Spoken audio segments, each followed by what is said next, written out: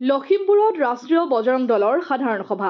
লখিমপুৰ জিলা আন্তঃৰাষ্ট্ৰীয় হিন্দু পৰিষদ ৰাষ্ট্ৰীয় বজৰং দলৰ কাৰ্যালয়ত দেওবাৰে ৰাষ্ট্ৰীয় বজৰং দলৰ এখনি সাধাৰণ সভা অনুষ্ঠিত হয়। এই সভাত উপস্থিত থাকে ৰাষ্ট্ৰীয় বজৰং দলৰ কেন্দ্ৰীয় সভাপতি দীনেশ কলিতা আৰু লখিমপুৰ ধেমাজি সংগঠন মন্ত্ৰী দিব্যজ্যোতি বৰাৰ লগতে বহু কেইজন ব্যক্তি। এই সভাতে অৰূপ ফুকনক সভাপতি আৰু প্ৰকাশ লাল বেগীক সম্পাদক হিচাপে লৈ এখনি 15জনীয়া পূৰ্ণাংগ জিলা কমিটি গঠন কৰা হয়।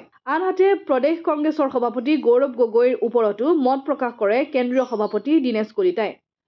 হয়, এইটো আমি দেখিছোঁ যে যোৱা যে ঈদ গ'ল, ঈদৰ পিছৰ পৰা সমগ্ৰ অসমতে আগতে ধুবুৰীৰ পৰা আৰম্ভ কৰি ধুবুৰীত এটা হনুমান মন্দিৰত গৰুৰ এটা কটা মূৰ এটা নি ৰখা হৈছে।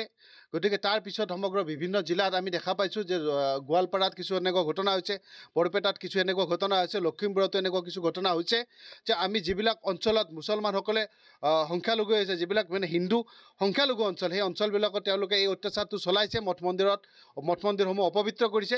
এই ক্ষেত্ৰত প্ৰদেশ কংগ্ৰেছৰ যি নৱনিযুক্ত যি সভাপতি আছে মাননীয় গৌৰৱ গগৈ ডাঙৰীয়াই যে মন্তব্য কৰিছে যে এই ঘটনাত হিন্দু সংগঠনসমূহ জড়িত হৈ আছে বুলি, এনেকুৱা দায়িত্বহীন মন্তব্য তেখেতে কৰিব নালাগিছিল।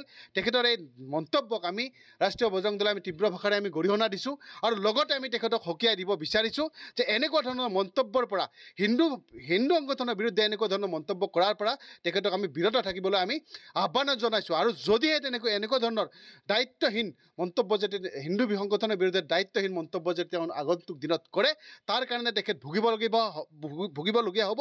আৰু সমগ্ৰ অসমত আমি গৌৰৱ গগৈ ডাঙৰীয়াক আমি এই বিষয়ে আমি জবাবদিহি কৰিম। আমি ধন্যবাদ। লখিমপুৰৰ পৰা ৰাহানুদ্দিন আহমেদৰ ৰিপৰ্ট, অসম আদিত্য।